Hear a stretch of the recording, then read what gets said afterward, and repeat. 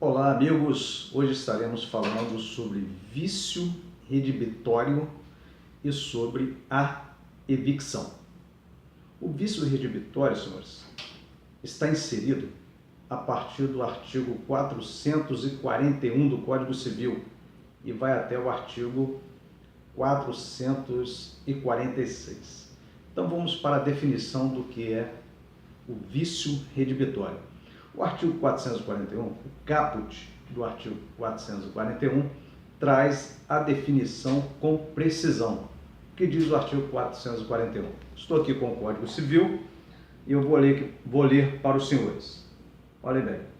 A coisa recebida em virtude de contrato comutativo pode ser enjeitada por vícios ou defeitos ocultos que a tornem imprópria ao uso a que é destinada ou lhe diminuam o valor.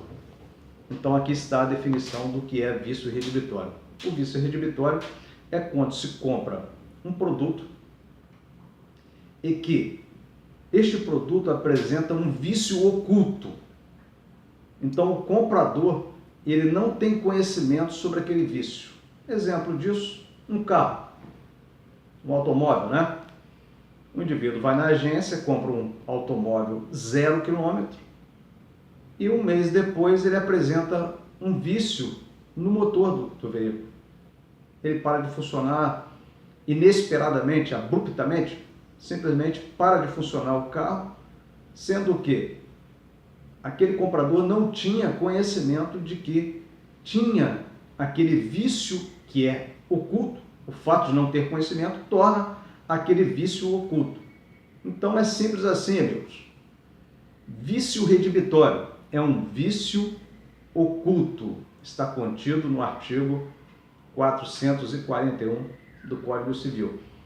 Então, nesse caso, apresentando esse vício oculto do produto, o comprador ele poderá enjeitar, ele poderá rejeitar aquele produto, tendo em vista que, apresentando um vício insanável, não tendo mais condições de uso daquele produto, poderá enjeitar aquele determinado automóvel que eu disse aqui para os senhores. Mas o artigo 442, ele traz a seguinte redação. Olha bem, em vez de rejeitar a coisa, redibindo o contrato, pode o adquirente reclamar abatimento no preço. Então, outro exemplo aqui interessante. Se o produto apresenta determinado vício de que poderá ser ainda usado com aquele vício ali que não faz com que o produto fica sem condições de uso, se o adquirente achar por bem de que poderá ainda usar aquele produto com defeito, que é o defeito oculto, ele poderá pedir um abatimento no preço do produto em razão do vício e o vendedor, o alienante, poderá concordar em dar esse abatimento. Se ele não concordar, terá que devolver o dinheiro e, consequentemente, pegar o produto de volta. Então, senhores, é uma questão que não é muito difícil. Outro ponto a ser destacado aqui é com relação à prescrição da reclamação sobre o vício redibitório. Sobre isso, eu leio aqui para os senhores o artigo 445, que traz com exatidão sobre a prescrição e os tipos de produtos que estão inseridos aqui no artigo 445. Então, diz o seguinte, o artigo 445. O adquirente decai do direito de obter a redibição ou abatimento no preço. A redibição diz respeito justamente sobre a devolução do produto e a devolução do dinheiro pelo alienante, a devolução do produto pelo adquirente e a devolução do dinheiro pelo vendedor, o alienante. O adquirente decai do direito de obter a redibição ou abatimento no preço no prazo de 30 dias, se a coisa for móvel. Aqui estamos falando de veículos, estamos falando de bens doméstico, de utensílios domésticos, né? For móvel. E de 1 ano se for imóvel. Então, ó, estamos falando de residência, apartamento, casas. Então, 30 dias se o bem for móvel. Detectou um defeito oculto, que era oculto, o vício redibitório num determinado bem imóvel, o direito de reclamar de 30 dias. Bem imóvel, a partir do momento que tomou conhecimento daquele defeito, daquele vício, é 1 ano. E com relação, então, contado da entrega efetiva, se já estava na posse, o prazo conta-se da alienação reduzido à metade. Então, repetindo, o adquirente decai do direito de obter a redibição ou abatimento no preço no prazo de 30 dias, se a coisa for móvel, e de 1 ano, se for imóvel, contado da entrega efetiva. Se já estava na posse, o prazo conta-se da alienação reduzido à metade.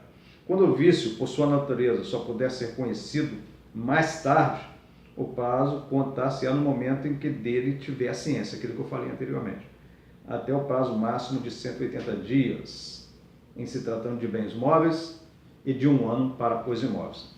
Então, olhem bem, o parágrafo 1º do artigo 445 diz o seguinte: quando o vício, por sua natureza, só puder ser conhecido mais tarde, o prazo contar-se-á do momento em que dele tiver ciência, até o prazo máximo de 180 dias, em se tratando de bens móveis, e de 1 ano para os imóveis. Nesse caso aqui, demora-se para descobrir qual tipo de vício.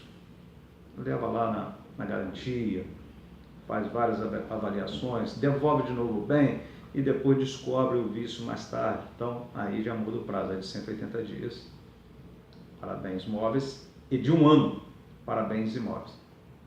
Agora, o parágrafo 2º diz o seguinte: tratando-se de venda de animais, os prazos de garantia por vícios ocultos serão os estabelecidos em lei especial, ou na falta desta, pelos usos locais, aplicando-se o disposto no parágrafo antecedente, se não houver regras disciplinando a matéria. Então, até animal pode apresentar vícios redibitórios, senhores.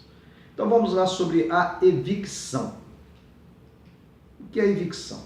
A evicção, ela está também contida a partir do artigo 447 do Código Civil e vai até o artigo 457. Então, tem um título específico da evicção na seção 6.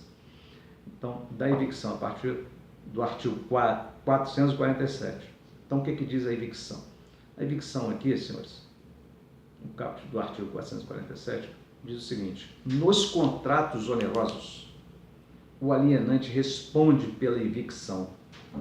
Subsiste esta garantia, ainda que a aquisição se tenha realizado em asta pública. Como ocorre a evicção? O indivíduo vende determinado bem, e esse bem poderá ter sido dado como garantia em contrato de alienação fiduciária ou leasing. Então, o indivíduo faz um empréstimo e dá aquele bem imóvel como garantia daquele empréstimo e vende, mesmo assim, para terceiro. Então, o comprador que comprou sem saber dessa questão aí, caso tenha uma reintegração de posse, uma asta pública ou uma busca e apreensão do bem imóvel ou móvel, aquele vendedor que vendeu agindo com má fé, ele responde pela evicção. O que ocorre nesse caso? O terceiro que comprou com boa fé, ele poderá perder esse bem. Então, o vendedor que vendeu com má fé, ele responde pela evicção, ele terá que pagar o terceiro que perdeu aquele bem e também deverá pagá-lo pelos prejuízos causados, inclusive por danos morais. Mais para frente, detalharemos mais sobre essa questão. Até aqui, um abraço a todos.